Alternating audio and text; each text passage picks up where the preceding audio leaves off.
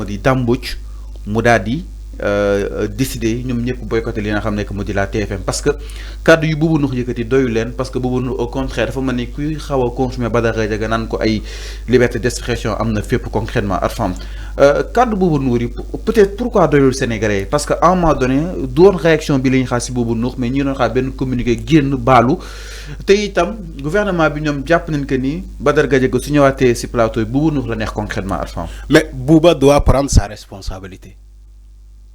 Qui est Bouba Ndour à la TFM? Le directeur des programmes. Oui, c'est ce que j'ai dit. Moi, Bouba Ndour doit prendre ses responsabilités. Mais en comment? Non, ses responsabilités sont engagées. Le directeur des programmes à la TFM. Tel est Boumak. Nga nek directeur des programmes. Li yep échappé la. Fallo. Man damay fatali benn mbir bo xamantene TFM defo nako fi sénégalais bal ko. TFM mës na taxaw Sénégal joxe information ci Ousmane Sonko boo xamante ne passé na il y a des mois ci ginnaaw yaa ngi fàttaliku. Touba. ci magal Touba bi. yaa ngi fàttaliku. dañoo joxe information boo xamante ne dafay yàgg passé ñu andiwaatu ko ci seen plateau après ñu mujjee excusé wu. Est-ce que on nous dit une fois n'est pas coutume? Man je suis pas d'accord. Je suis pas d'accord.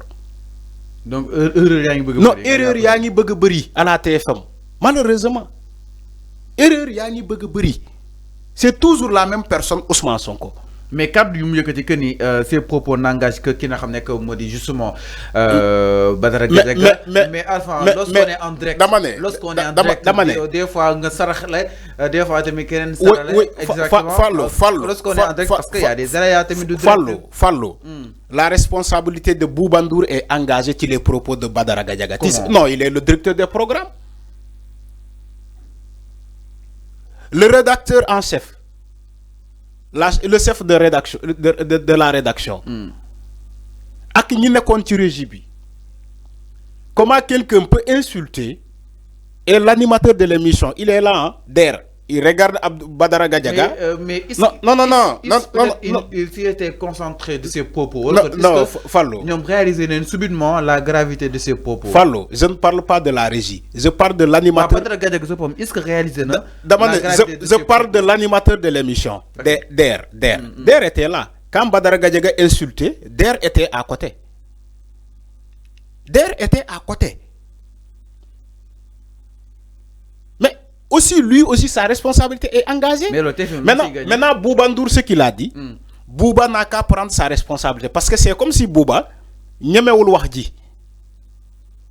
tant que directeur des programmes, les propos engagent, ça n'engage que Mom qui kowa. D'accord, je suis d'accord. C'est quand même les propos que Badara Gadiaga, ça n'engage que Badara Gadiaga. Mais la justice, vous n'arrêtez pas de yam Badara Gadiaga. Où est le directeur de publication, le directeur des programmes? Où est tout ça? C'est la matière. Fallo. Yo fi. Ki média bi. 5 TV fi. Nit bu joxe fi information bu baaxul. Bu ñu porter plainte, kan lañuy porter plainte? C'est la direction. Le chef de rédaction. Le directeur de publication. Yan lañuy yobbu laaj leen pourquoi de tels propos voilà une telle information est diffusée sur ce canal. Pourquoi?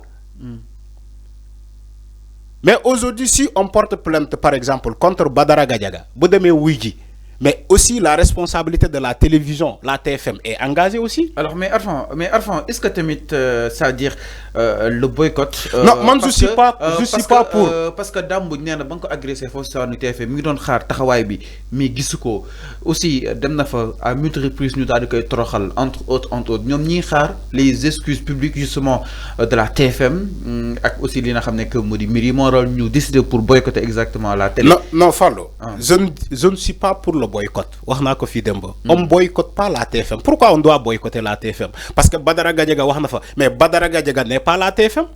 Du mom moy TFM. Ah, comme d'accord. Non, je suis pas d'accord. Comme d'accord, TFM mënu ci dara. Non, si, mën na ci dara. Mën na ci dara. D'abord, il va falloir s'excuser d'abord à travers un communiqué. Pourquoi la TFM ne s'excuse pas au public? Pourquoi? J'attends leurs excuses. Ba légui man ba légui découragé wu ma. J'attends les excuses de la TFM. il va falloir d'abord que la TFM commence par s'excuser à travers un communiqué.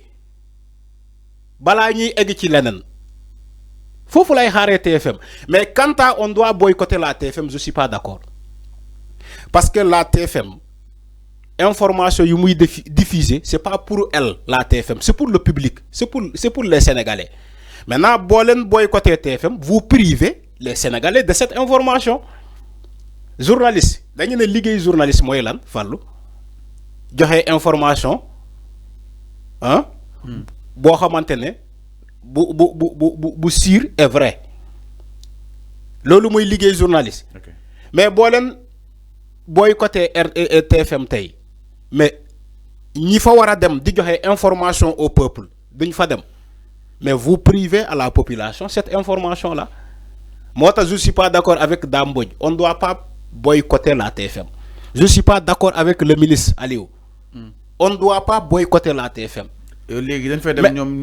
mais aussi il va falloir que la TFM non c'est ce que j'ai dit la TFM doit s'excuser publiquement man j'attends les excuses de la TFM mais excuses peut-être non en aucun cas la TFM doit s'excuser mais la TFM va s'excuser mais excuses Fallou man maa ko wax la TFM va s'excuser la TFM doit s'excuser publiquement oui mais loolu lay wax mais je suis pas pour le boycott on boycotte pas wax naa ko fii démb c'est l'argument des faibles mooy c'est comme si lan mooy boycott ku gedd sa yaay aaye lu tax ngay gedd ku am argument est-ce que da nga war a gedd une télévision bu mel ni TFM yow yaa ngi yor say argument yaa ngi yor say xam-xam bu ñu la invité demal alors non. Mais là où les gens ne sont pas d'accord mooy ñu invité ñu mel ni Badara Gadiaga ay nit ñoo xamante ne seen liggéey showbiz la au lieu que ñu engagé ko comme chroniqueur showbiz ñu koy engagé chroniqueur comme chroniqueur boo xamante ne dafay nekk fii di saaga ñi di saaga Ousmane Sonko pour mu neex ko rek na saaga Ousmane Sonko. Et liberté d'expression. Non, c'est pas la liberté d'expression.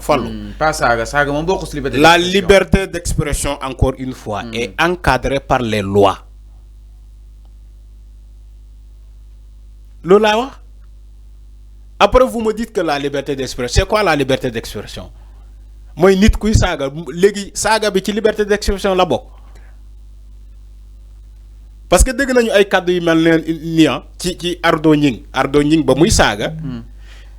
Gis nañu ñu melni Aliou Tine di taxaw dina non on doit pas mettre en prison les insulteurs képp ku saga waruñu ko yóbbu prison parce que il a alors avant tay exemple le point actualité dafa ñëw tay si Sisra Kanam ben bokk na si Abdou Nguer le tailleur qui chambre l'audiovisuel ben bi Badara Gadiaga l'homme qui fait tambrer le Pastef ba Diakhaté de militaire à activiste politique Bachir Fafana journaliste communicant et chroniqueur anti-Pastef Abou Diallo, un redoutable polémiste contre Sonko, Ardo Ñing, l'activiste en prison.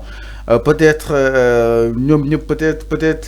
amna occasion fréquente ne bom des ki nga xamné que modi Badara ci plateau bi, mais tout le temps Arfan c'est une position est-ce que Pastef des fois dina ko xawa jël de manière perméable concrètement comment dama né chroniquer wala nga nek activiste lu bax la mais da ngay wax xam-xam da ngay waxee xam-xam da ngay joxe xam-xam da ngay professionnel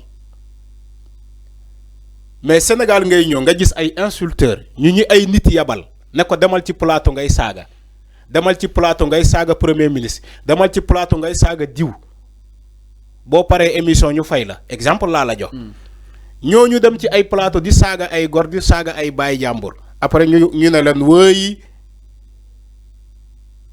comment dirais-je ils font la pression ci état ñi ngay cité nii waxuma kenn koo xamante ni ci ñoom kuy joxe xam-xam. alors c'est clair enfin.